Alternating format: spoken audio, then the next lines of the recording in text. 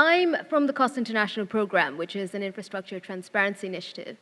And I've been asked to talk to you about cost and how we're improving transparency in our member countries. And also, by extension, then, how that is contributing to positive changes at the project level, but also wider programmatic reforms. We know that global construction is going to be worth $15 trillion by 2025. And OECD statistics tell us that 10 to 30% of this investment will be lost to corruption. Now, from our experience at Cost, we know that a similar percentage, 10 to 30%, will also be lost to inefficiency and mismanagement. So what this means is that if we can find ways in which we can reduce corruption, reduce inefficiency, reduce mismanagement, we could make potentially savings of up to $5 trillion. Now, the situation in Latin America is no different. We know that $1.5 trillion in infrastructure investment is expected in the next decade. But we also know that this is not enough. We know that a great deal more in investment is needed to meet infrastructure needs here in this region. In fact, the infrastructure spending gap is equal to actual spend, meaning that an additional $1.5 trillion is required in investment in order to meet citizens' needs.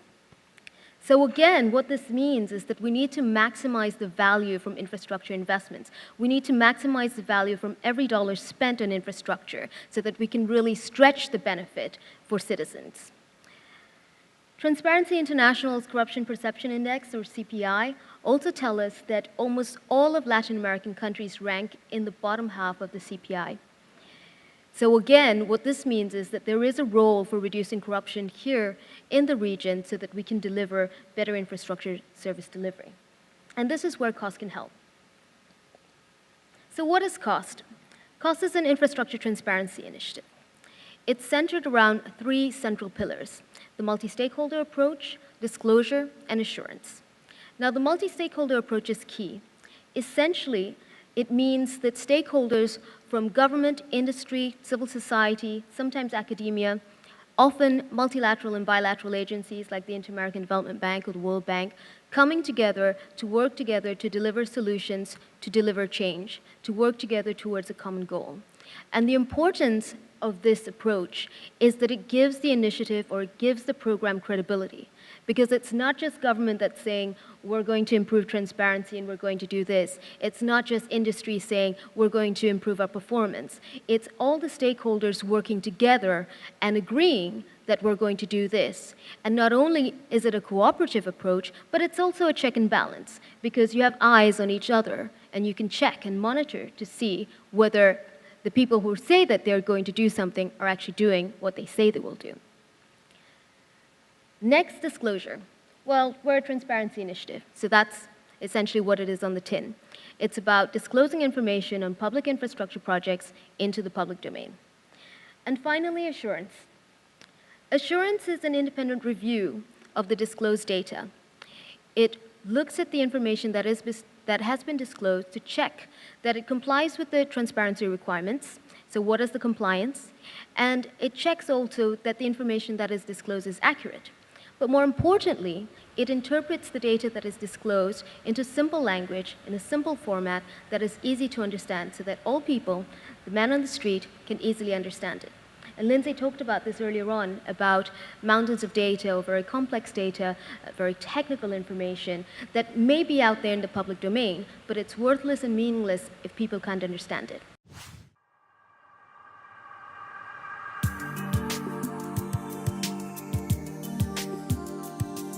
We're here with John Thompson. He is the project manager for the implementation of the electronic procurement system.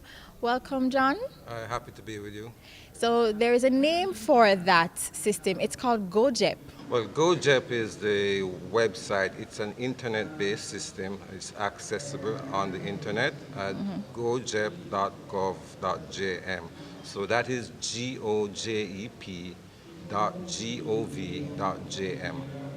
So as project manager for the implementation of the public procurement platform and the system, what was this whole project about? How did it come about? How long did it take? And what's the implementation been like? Well, it's important that the public realize that the government is actually the largest buyer of goods, services, and work in the island. In fact, over some 600 million US per year. And an electronic procurement system provides a medium for suppliers to be able to participate in the tender opportunities. What that means is that the transactions, the tenders are published in this electronic system. Suppliers are required to register. Based on the industries that they subscribe to, they are notified of tender opportunities, and they have the ability to download the tender documents, prepare their bids, and submit their tenders all online from the convenience of their home or office. So that leads to a tremendous improvement in efficiencies. It increases the ease of doing business, so it's all in keeping with the government's thrust to make it easier to do business with the government. The persons and entities that would log on or register for this system, are they only Jamaican companies? No, it's an internet-based system, so the opportunities are available for anyone from anywhere in the world. However, based on the different methods that are used for each tender, some tender opportunities are only suppliers who have local approval by the National Contracts Commission are able to participate in these tender opportunities. So just to clarify, the electronic platform gojep.gov, suppliers self-register on the platform, but we also have a pre-qualification entity called the National Contracts Commission that pre-authorizes these suppliers to be able to participate in government tender opportunities when they are published using what's called the National Contract Tender Method. Okay, and how long has the platform been up and running? The platform went live in July 2015, so we have been using it approximately, that's 18 months. We are in fact still piloting the system to some extent, in that we are only now undertaking tenders in 6 industrial sectors. And those sectors are the computer industry, pharmaceuticals, security, motor vehicle, consulting, and we will shortly, I believe, be doing equipment vendors. So the strategy is to bring on suppliers on an industry basis. And that works for us because it ensures that we have coverage and ensures that the opportunity is available for all suppliers in a particular industry.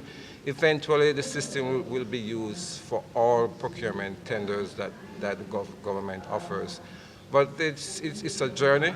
We expect that by 2018, certainly all procurement opportunities will be rendered through this platform. Your presentation went into some of the challenges within public procurement. Would you say those would play a role in the type of work that you have to do, the challenges that have been identified? Well, those challenges that have been identified are things that we need to resolve.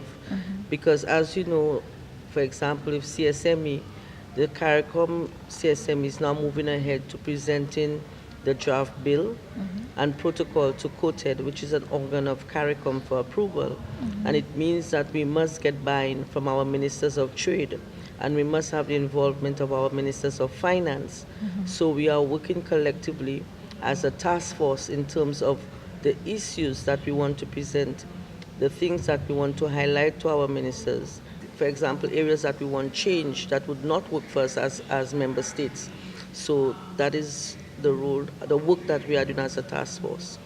And would you say the challenges that exist are similar within Latin America as opposed to the Caribbean?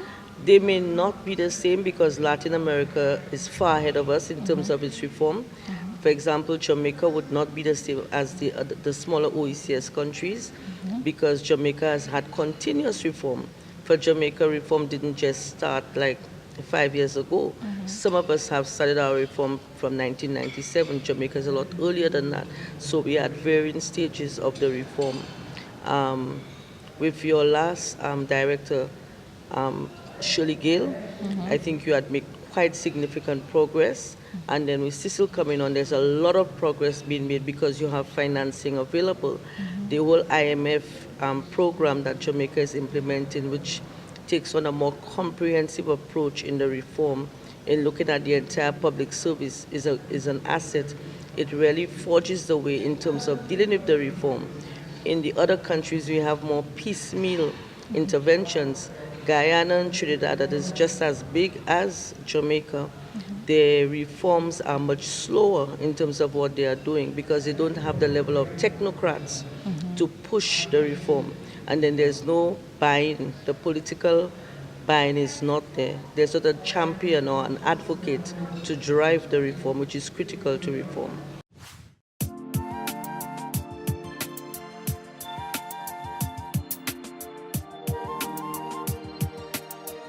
So we spoke with Cheryl earlier, and Cheryl was telling us about the training center that's at UTEC. You have more information about that. Tell us. That's right. The Caribbean Development Bank with World Bank are jointly financing the Regional Procurement Center. And we had a very intensive procurement process to select a regional institution which would house the center. And the successful institution was the University of Technology right here in Jamaica. How many institutions went up for that? I believe originally we had about 8 or 9 institutions, and it was whittled down to 3, and then finally UTEC won the competition. So what does it mean for persons who want to get training in public procurement and going to UTEC? What we're hoping to achieve is that UTEC will develop a suite of training courses for public procurement professionals, and there will be a foundation course for those who are completely new to public procurement, as well as an accredited set of qualifications that are offered through the Chartered Institute of Procurement and Supply. Okay, and the course, is it a certificate, is it a diploma, is it a bachelor's? What kind of program is it? It's a certificate course, but eventually it leads to a diploma. Okay. All right. So this training will involve what kinds of aspects of public procurement, because it's broad. It has legal aspects, it has logistics, all sorts of things. You're right. It's a very wide and demanding field, and it will be covering all of those aspects to different degrees. Obviously, the level of detail and the complexity will increase as you move up the series of qualifications. And so training is considered very important. So it's good that we have this sort of thing that's available to persons. Is it open for persons who are just interested in procurement, maybe coming out of high school, not sure what to do, or is it also available for persons who may be in another field and want to make a switch? It will be available for both, and the longer term aspirations for the centre are to open up the training to not just the public but also the private sector. Okay. And the centre is also looking to build on the capacity building training work they do in other areas such as research, policy, and other aspects linked to public procurement.